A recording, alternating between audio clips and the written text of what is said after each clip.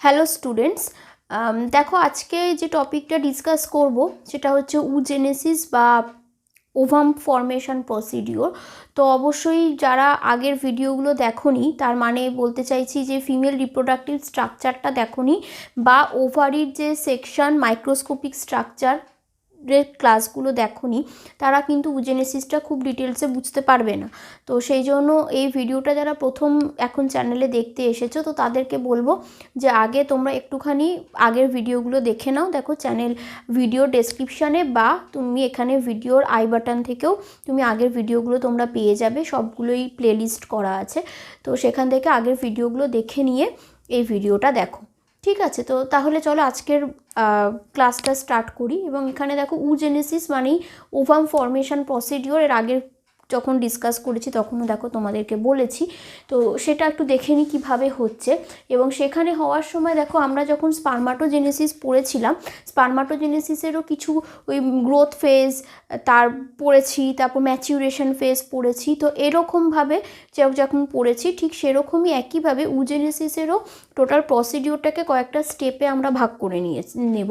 তো সেই স্টেপগুলোর নামগুলো দেখো একটু প্রথমে দেখে নিই। প্রথমে দেখো পাবো মাল্টিপ্লিকেশন ফেজ, গ্রোথ ফেজ আর ম্যাচিউরেশন ফেজ। এবার মাল্টিপ্লিকেশন আমরা যখন নাকি তোমাদেরকে এর আগের ক্লাসটাতেই আমি মাইক্রোস্কোপিক স্ট্রাকচার অফ ওভারি পড়িয়েছি, সেখানেই দেখো বলেছি যে ফিমেলের জন্য উজেনেসিস প্রসিডিওরটা একটু অন্যরকম। মানে আমরা সবাই জানি যে পিউবার্টির পরে উজেনেসিস হওয়ার কথা বা স্পার্মাটোজেনেসিস হওয়ার কথা, কারণ কি স্পার্ম বা ওভাম তৈরি হবে পিউবার্টির পর।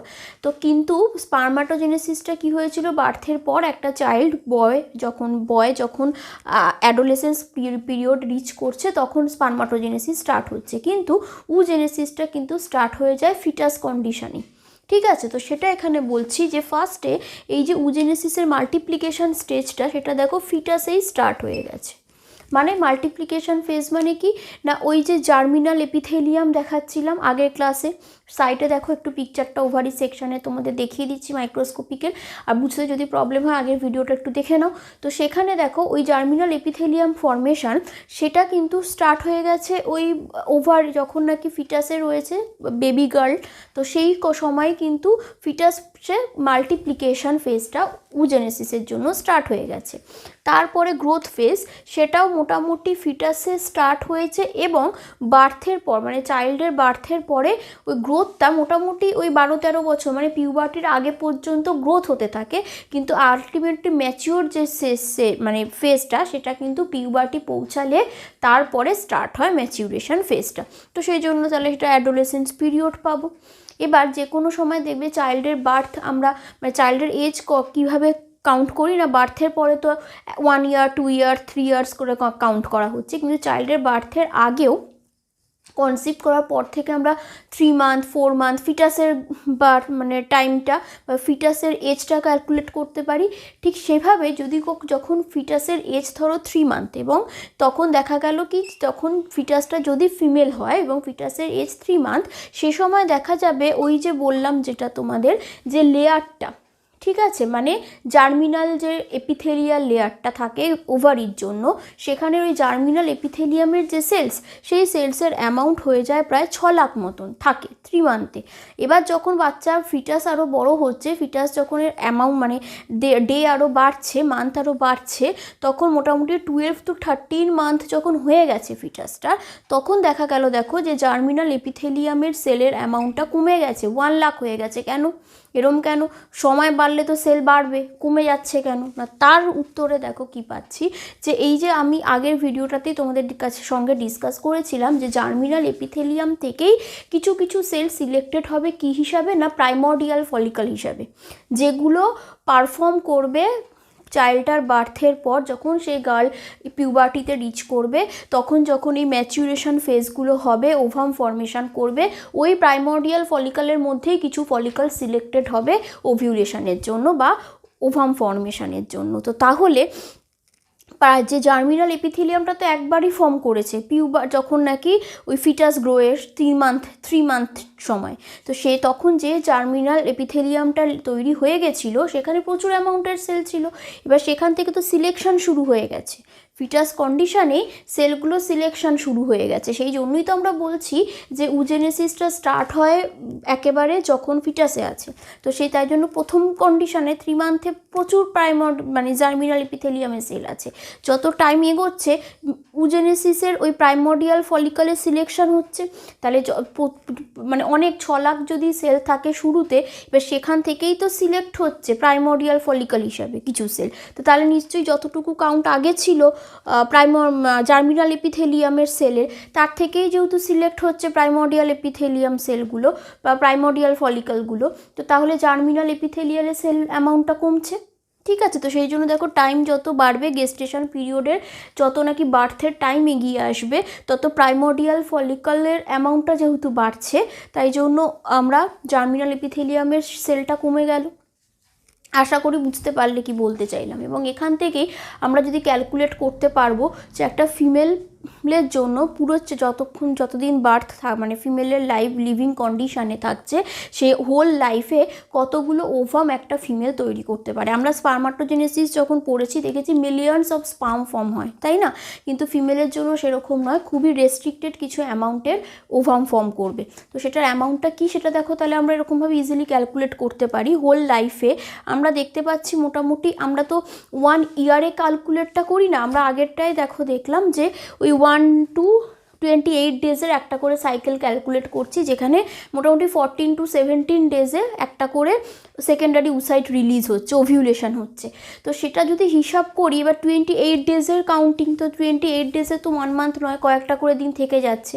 তো আর হয় কি না, সবসময় সবার ওভিউলেশনের টাইম পিরিয়ডও ঠিক থাকে না, একটু এদিক ওদিক হতে পারে। তো সেই হিসাবে বলতে পারি মোটামুটি পার ইয়ার, মানে 1 ইয়ারে যদি 13 করে ওভাম রিলিজ হয়, ফিমেল ওভারি 13 করে ওভাম একটা করে ইয়ারে তৈরি করে, তো তাহলে মোটামুটি ফিমেলের জন্য ওভিউলেশনের ক্যাপাসিটি থাকে বলতে পারো ওই 13 ইয়ার থেকে 45 ইয়ার্স পর্যন্ত এনাফ। তারপর কিন্তু ফিমেল আর ফার্টাইল থাকছে না। তার কারণটাও আমি তোমাদেরকে বলেছি, স্পার্মাটোজেনেসিস যখন পড়েছি তখন আমরা স্পার্মাটোজেনেসিসের কিন্তু স্টেম সেল ক্যাপাসিটি দেখেছি, তাই না? স্পার্মাটোগোনিয়াম যে সেলসগুলো ছিল, সেই স্পার্মাটোগোনিয়াম সেলসগুলোতে দেখো আমরা দেখেছি স্টেম সেল ক্যাপাসিটি ছিল। ওরা কিছুটা মাইটোটিক ডিভিশন করে স্টোর করে রাখছিল, আর কিছুটা সেল কী করছিল, সেই লেভেলের জন্য স্পার্ম ফর্ম করছিল।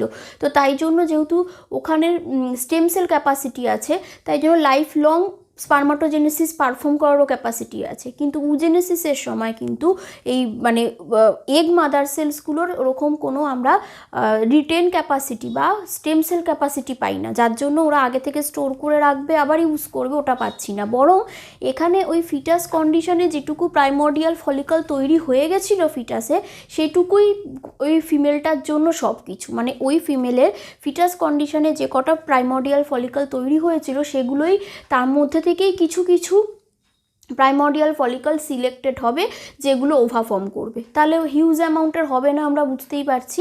তো সেটা ক্যালকুলেট করার জন্য হবে না, কেন কি সবগুলো যত এজ ইনক্রিজ করবে ওই পিউবার্টির সময় পর্যন্ত আসলো, তারপর থেকে 45 ইয়ার্স 50 ইয়ার্স হয়ে যাওয়ার সঙ্গে সঙ্গে যখন ফিটাসের যে প্রাইমোডিয়াল ফলিকলগুলো তৈরি হয়েছিল ওগুলো অনেক এজড হয়ে যাবে, সেগুলোর আর ক্যাপাসিটি থাকবে না যে সেগুলো প্রাইমোডিয়াল ফলিকল থেকে ওই সেকেন্ডারি ফলিকল, সেকেন্ডারি উসাইট এগুলো তৈরি করতে পারে।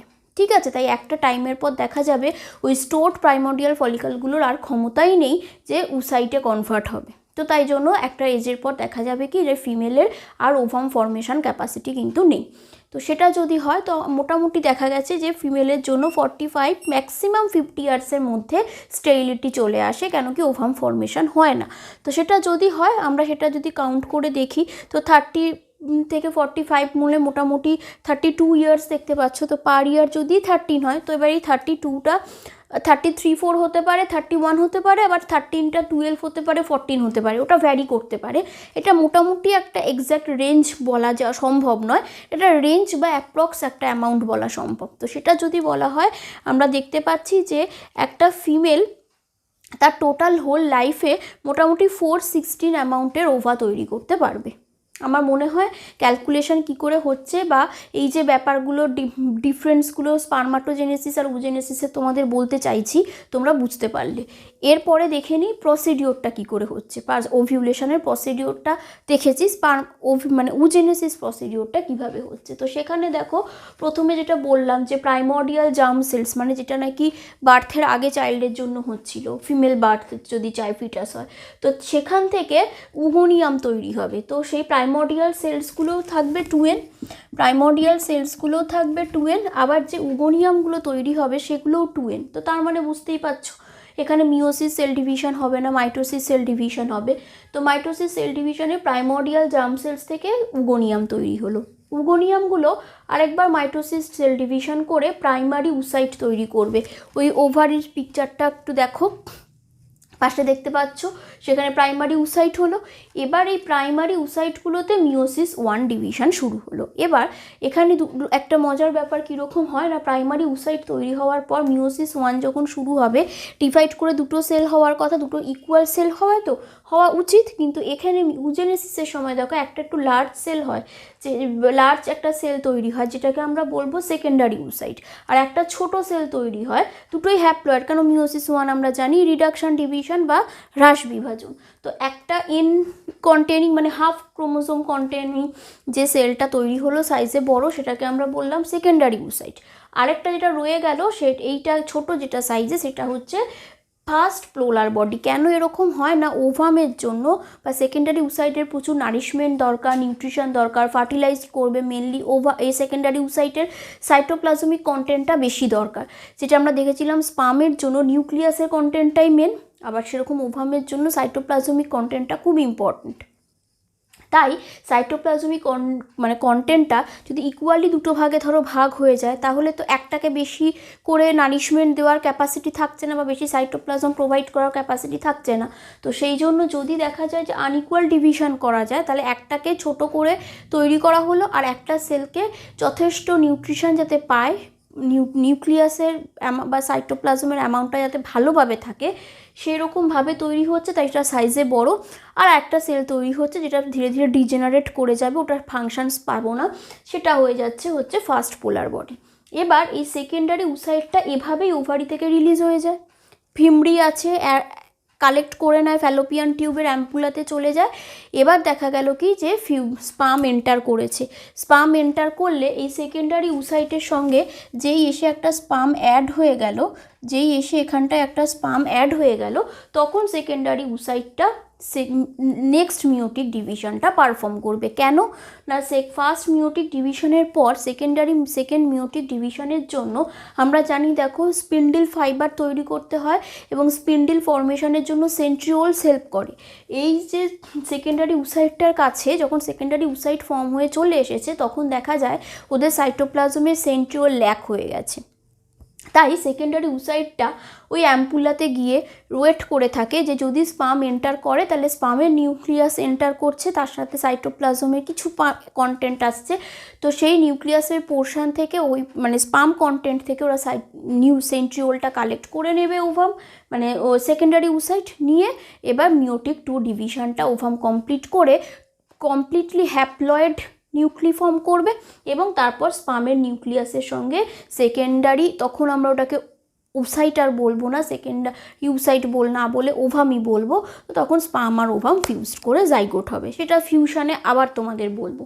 তাহলে এখানে পর্যন্ত এইটুকু আসছে যে স্পামটা অ্যাড হলো, স্পাম অ্যাড হওয়ার পরে এখানে সেকেন্ড মিওসিস ডিভিশন কমপ্লিট হয়ে ম্যাচিওর উসাইট হবে, আবার একটা সেকেন্ড পোলার বডি ফর্ম করবে। তাহলে তোমাদের কোশ্চেন্স থাকে কি যে সেকেন্ড পোলার বডি কখন ফর্ম হয়, তাহলে সেকেন্ড পোলার বডি কখন ফর্ম হচ্ছে না, দেখবে ফার্টিলাইজেশনের আগে ফর্ম হবে, স্পাম আর এগের ফিউশনের পরে, মানে এটা এগ বলতে সেকেন্ডারি উসাইটের সঙ্গে স্পামটা ফিউজড হলো, তখনই নিউক্লিয়াসটা এন্টার করে যাচ্ছে বা স্পাম কন্টেন্টটা এন্টার করে যাচ্ছে, তখনই সেন্ট্রিওল পেয়ে গেল সেকেন্ডারি উসাইটটা, এবং মিওসিস 2টা কমপ্লিট হয়ে গেল।